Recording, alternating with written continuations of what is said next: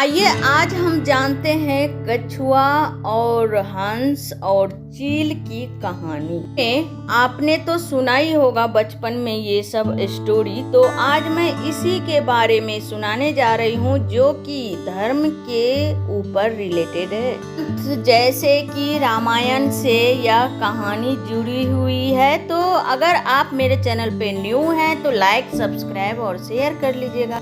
तो चलिए सुनते हैं। एक बार की बात है जो काफी साल से वहाँ बारिश नहीं हुई थी, सूखा पड़ गया था और वहाँ एक कछुआ तालाब के कीचड़ में छुप गया था और चील उसके पीछे लगा हुआ था।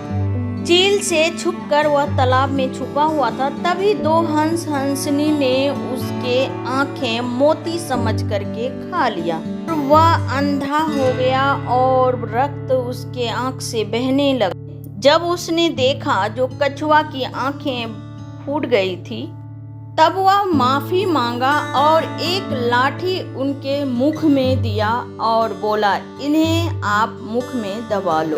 कछुआ ने क्या किया, वह लाठी अपने मुख में दबा लिया। दोनों हंसनी कछुआ को लेके उड़ गए आसमान में और उसके पीछे चील भी उड़ने लगा। फिर काफी दूर वह जब निकल गया हंस और हंसनी कछुआ को लेकर, कछुआ के मुख में लाठी काफी देर से दबाने के वजह से उनके मुख में दर्द हुआ और वह बर्दाश्त न कर सका।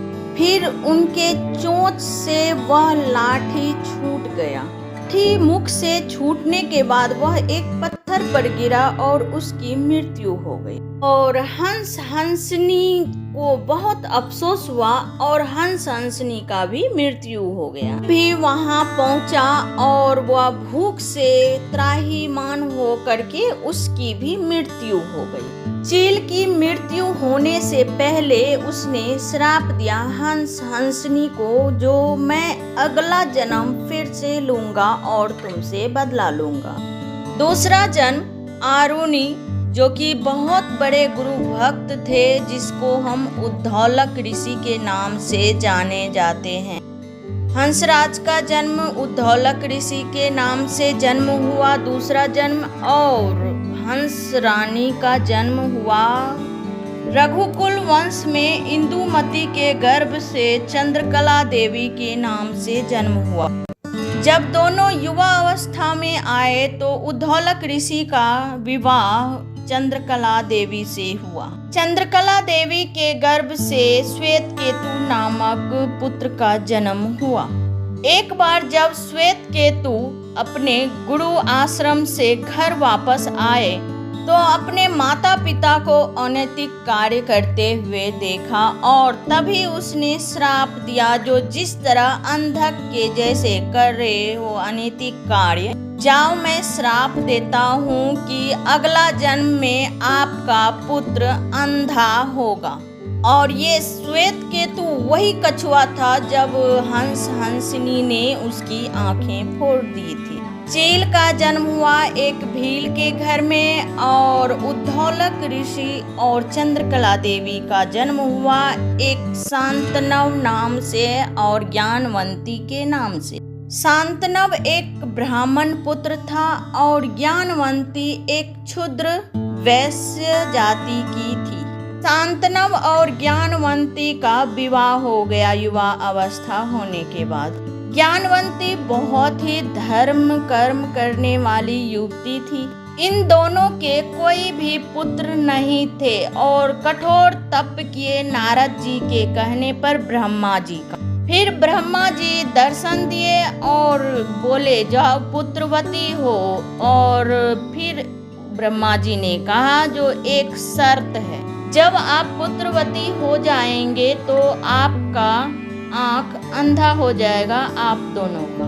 फिर ब्रह्मदेव से कहा जब आंख अंधा हो जाएगा मैं पुत्र को देख ही नहीं पाऊंगा। फिर भी बोला कोई बात नहीं। और फिर उसे एक पुत्र हुआ जिसका नाम श्रवण कुमार रखा। श्रवण कुमार अपने माता पिता से काफी प्रेम करते थे, अथाह प्रेम। अपने माता पिता के लिए वह कुछ भी कर सकते थे, घर द्वार दुनिया तक छोड़ सकते थे। फिर युवा अवस्था हुआ और श्रवण कुमार का विवाह हुआ देवकन्या से। श्रवण कुमार की पत्नी का नाम था देवी मंथरा, जो कि आपने रामायण में देखा होगा और पढ़ा भी होगा। 64वें अध्याय पे आप पढ़ सकते हैं। श्रवण कुमार अपनी पत्नी से अथाह प्रेम करने लगा और एक बार मंथरा एक कुम्हार के घर गई और 2 बर्तन बनाई और एक बर्तन में श्रवण को खाना देती थी और एक बर्तन में बूढ़े माता पिता। एक बर्तन में 56 भोग खाना बनाकर श्रवण कुमार को खिलाती थी और एक बर्तन में माता पिता को दही के जैसा खाना खिलाती थी, जो कि खाने लायक नहीं होता था। एक बार की बात है, जो बर्तन उल्टा हो गया। श्रवण का खाना अपने बूढ़े माता पिता के पास चला गया और उनका खाना श्रवण को गया। तब अपनी पत्नी को भला बुरा कह करके और उसे त्याग दिया और अपने बूढ़े माता पिता को तीर्थ पर निकल गए। सारे तीर्थ करने के बाद वह अयोध्या पहुंचा। अयोध्या में उनके बूढ़े माता पिता को काफी जोर से प्यास लगी और वह कांवड़ रख करके अपने पिता और माता का नदी में पानी भरने गया। उस समय राजा दशरथ का वंश चल रहा था और राजा दशरथ शब्द भेदी बाण चलाने में काफी निपुण थे। उनकी ख्याति देश भर में प्रचलित था और एक बार नदी के किनारे वह शिकार करने निकला और उसी जगह उसने शब्द भेदी बाण चलाया। पानी की गड़गड़ाहट सुनकर उसे लगा कोई जंगली जानवर है, तभी उसने शब्द भेदी बाण चलाया और श्रवण कुमार की मृत्यु हो गई उसकी बाण से। श्रवण कुमार अपने माता पिता को पानी पिलाने के लिए विनती की राजा दशरथ को और कहा, आपके पाप कट जाएंगे, कम से कम मेरे संस्कार होने से पहले आप मेरे माता पिता को पानी पिलाएं। फिर वह अपना प्राण त्याग दिया और राजा दशरथ उनके माता पिता को पानी पिलाने गए और आगे की कहानी आपको भजन में सुनाएंगे। अगर आपने भजन नहीं सुना है तो आपको मैं लिंक शेयर कर दूंगी, आप उसमें आगे की कहानी सुन सकते हैं। तो कैसी लगी वीडियो? अच्छी लगी तो शेयर कीजिएगा और न्यू है तो सब्सक्राइब कर लीजिएगा। और कैसी लगी आप अपना फीडबैक कमेंट सेक्शन में लिख के बताएं। तब तक के लिए बाय बाय, थैंक यू। जय श्री रामचंद्र जी। श्रवण कुमार की जय हो। और श्रवण कुमार की श्रावण महीने में अभी भी पूजा होती है। फिर मिलते हैं नेक्स्ट वीडियो में, नेक्स्ट वीडियो लेकर। तब तक के लिए बाय बाय, थैंक यू।